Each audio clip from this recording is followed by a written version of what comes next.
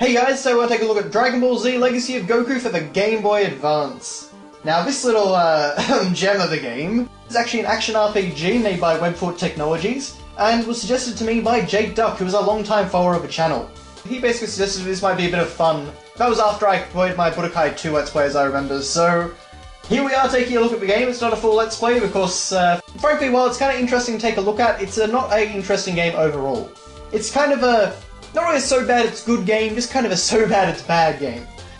But anyway, our story begins, of course, with our humble hero, Goku. And, yeah, we all know the story of Dragon Ball Z, I'm pretty sure at this point. So, of course, the game begins on Master Roshi's island. However, before we get to that, you'll find that we just transition instantly to the island. That's it. No cutscene, just a bit of text, and that's it. That sets a precedent for this game, because this game does not tell its story very well. In fact, I would say it tells its story very, very, very badly. But first off, we have a special mission from Master Roshi. This game begins with, basically you've got to go around the island and find Master Roshi's porn collection. I'm not even joking. And you'll notice on the front of that magazine there, it actually looks a little bit like Chi-Chi to me. You can actually kind of see her bangs and her hairstyle and all that. I'd better keep Gohan from seeing this magazine. Yeah, somehow I don't think that Goku would be particularly concerned with censorship. And you can actually see on that front cover, it actually looks a lot like Bulma. So, yeah, a little bit of a weird way to start off a game, especially during, you know, this would be the point 2002, where we're just coming off all the heavy censorship of the series, so weird way to start a game. But anyway, I've got to give them credit though, you can actually talk to the turtle, so that's a nice touch. Unfortunately, most of the character portraits, like you can see with Bulma there, are terrible. Now, she's actually got her right hairstyle and clothing and all that in the portrait, but she's actually got her Namek outfit on in the character sprite. And that is a terrifying portrait of Gohan. Look at that thing, it looks like a creepy Chinese doll. Boy, he sure is cute. But, yes.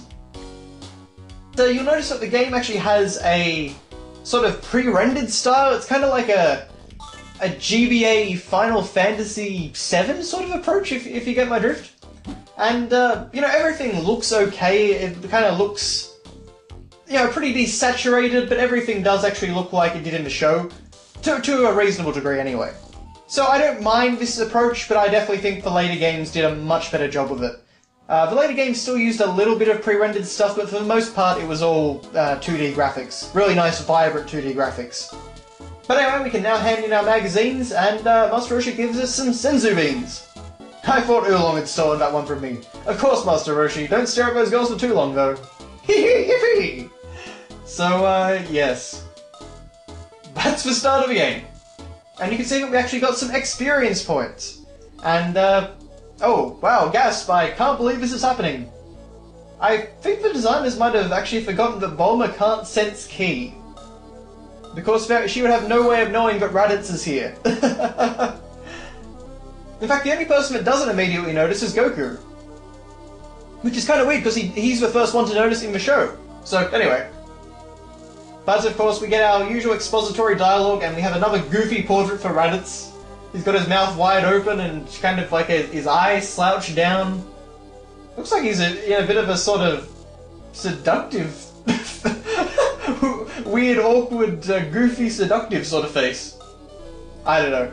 But yes, Gohan flashes out of oblivion, Goku gets a sweat drop on his head, and now Piccolo emerges from the void. So, of course, I skipped through all the dialogue because we know all this, and frankly, it's not very well written.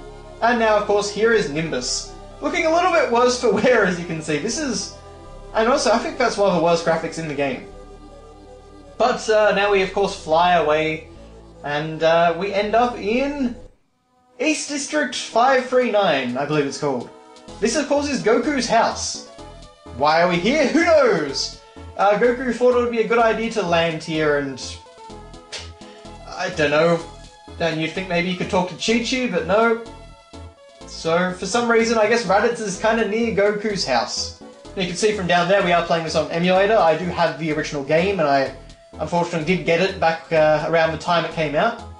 So I got to experience this game firsthand at the time. No save states, unfortunately. And, you know, while the game is unquestionably bad, its biggest problem, aside from, like, presentation and just a general lack of polish, is the fact that its mechanics is so incredibly basic that it literally boils down to one button which punches, and one button which fires a key attack. There are free attacks that you get, free key attacks in the game in total, but you can only get them as you progress. We're going to get a second one very soon, but the third one you don't actually see for quite a while. And frankly, they're not really all that great anyway. So the game's mechanics are very limited, and what you're going to see very soon is that the game is incredibly difficult. So of course there's a pterodactyl here you can help out. We're not going to though, because I tried to get a move on and get to Raditz as quickly as I could. As I mentioned before, the game actually does have experience points, which you can get by defeating little enemies like this. This here is a wolf, arguably one of the most dangerous things in the game. Thankfully there, the collision boxes actually worked a bit in my favour, but you can see that basically enemies run onto your sprite and just try and attack you from that position. So you've got to kind of manoeuvre around them, and it's very awkward. Very little thought went into the balance of programming here. Or certainly it seems that way anyway. Kind of got a cool dinosaur skeleton there, but as you can see, Goku can sense a powerful presence just across this river. So in this game we can actually fly by pressing the R button. And flight, unfortunately, while a really cool idea, is completely useless because of that little number you can see up in the top left corner. And you can see there that that was the entirety of my flight. I could fly, you know, 1.5 meters or something. Now, it can be good in terms of like escaping an enemy, like you can see here. That dinosaur is really very difficult, and certainly, unless you've done a bit of grinding, you don't want to take him on.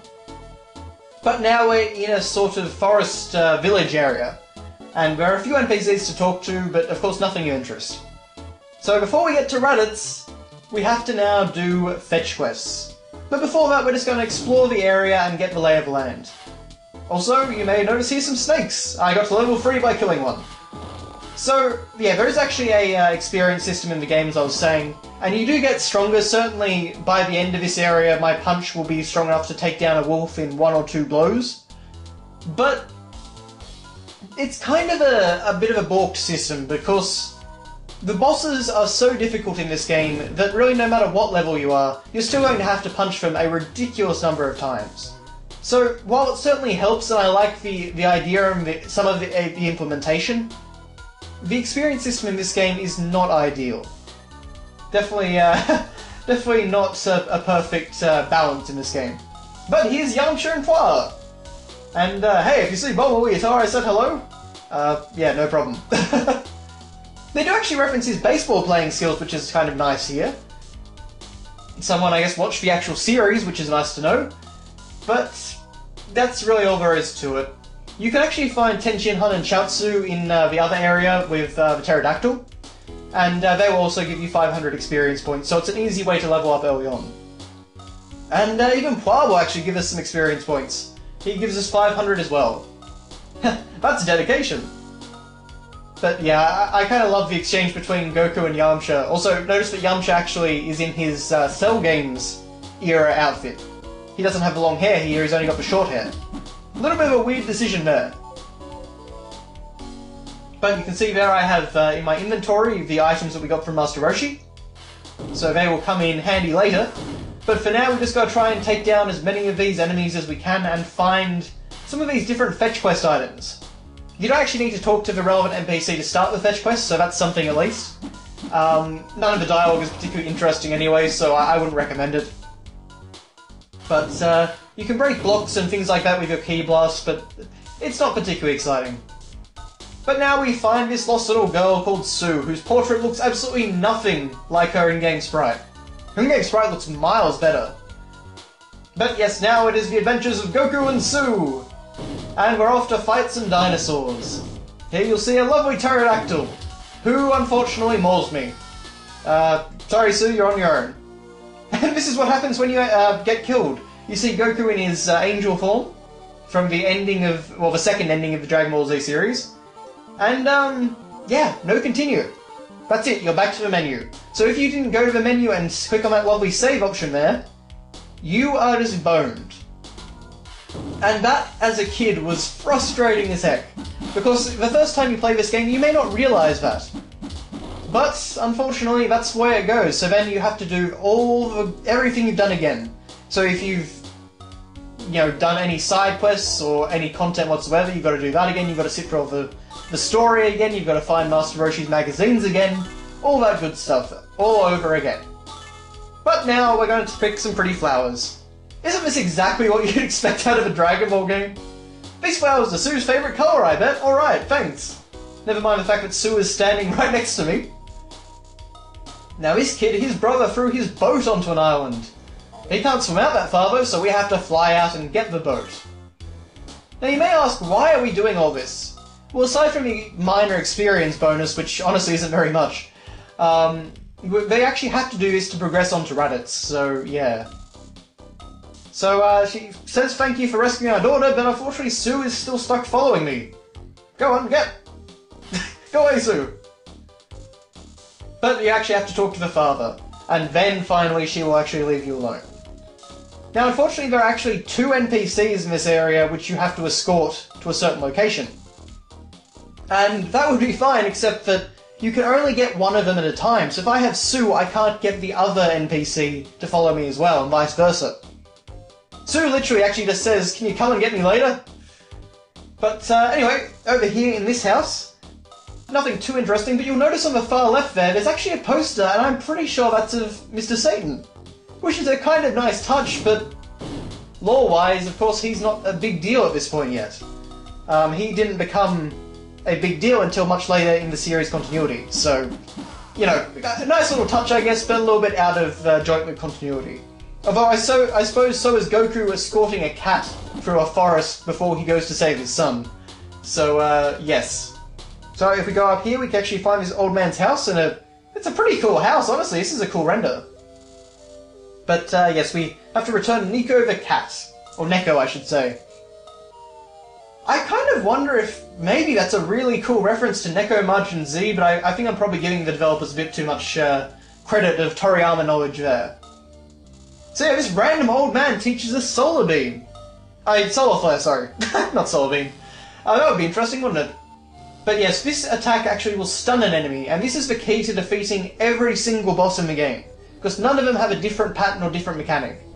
Every single one is beaten with the exact same strategy, and I'm going to show you that strategy in just a minute. But first off, we're going to eat a herb. So, Piccolo is here, and, for all his talk of helping us fight Raditz and all that, it's about time you got here. Yeah, well, Piccolo, maybe you want to do something, because you're not going to help me at all, you're just going to stand there and watch. And Gohan! Hey! Help me, Daddy! Well, you're not really in any danger, come on! Come on, Gohan! Yeah, there's really no thought in the presentation and all that. Gohan literally just wanders around aimlessly with the squirrels. It's really weird. But of course, here is Raditz, and it's time for our dramatic showdown! Only about half an hour at least into the game. Thankfully, because of editing and test plays, we're not too badly off. Okay, so that's what you gotta do. You gotta stun him, then punch him. But unfortunately, we died again. And we died again. And we died again. Okay, we're not dying this time, so we're gonna fly around and see if we can get the jump on him. There we go. Let's see, can we... No, down we go. And this is basically what it is, except imagine every single time, if you didn't have editing and you didn't have save states, that you have to go through the game over screen, go through the menu, load up your game, walk up to Raditz again, and go through all the dialogue, and then fight him. And then instantly die again. Maybe you're wondering, why am I not using Senzu Beans? Well, I will be using them, but the problem is you want kind of a good start to begin with. The Senzu Beans are pretty rare throughout the game, so you don't want to actually waste them all.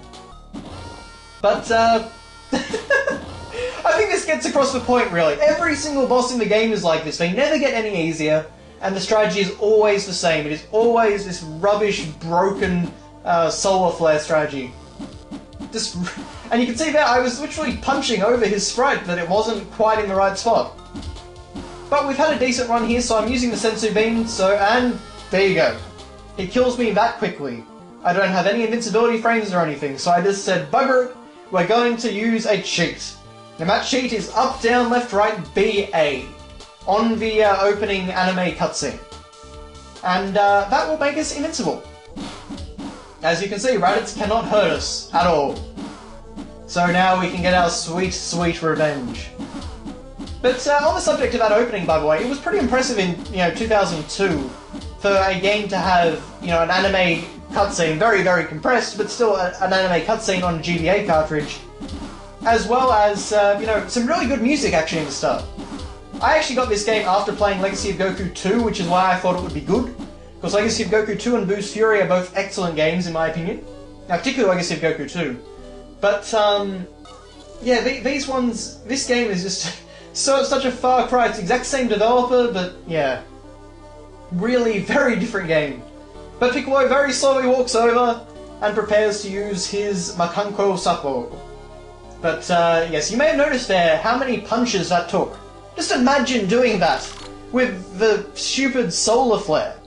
Now I should say, when I got this game, I was actually on holiday. So I didn't have access to the internet or anything. So I couldn't find out about the invincibility cheat. I had to fight Raditz legitimately. And in fact, I had to complete most of the game legitimately. I believe I did. And that was painful. That was really painful. This is the only game I've ever called the Nintendo hotline for. So yeah. In fact, this game was so bad that it inspired me during high school to try and make a remake, which was basically just a collection of cutscenes, but the cutscenes were actually pretty good. You can see, I believe the fight with Raditz is still the very first thing I ever uploaded to YouTube. So yeah. But anyway, I think that'll basically do us for this look at Legacy of Goku. You can see they've actually done a pretty good job of the environment with King Enma. Looks a little bit goofy there, but Snake Way at least looks like Snake Way. Although unfortunately touching the edges hurts you, even in Invincible mode. So Goku actually makes a little bit of a weird noise, very high-pitched, a bit like Michael Jackson's "Woo!" But there we go, dead on Snake Way. We died in the afterlife. Well, I think that's an appropriate place to end, so thank you very much for watching, guys, and I'll see you next time.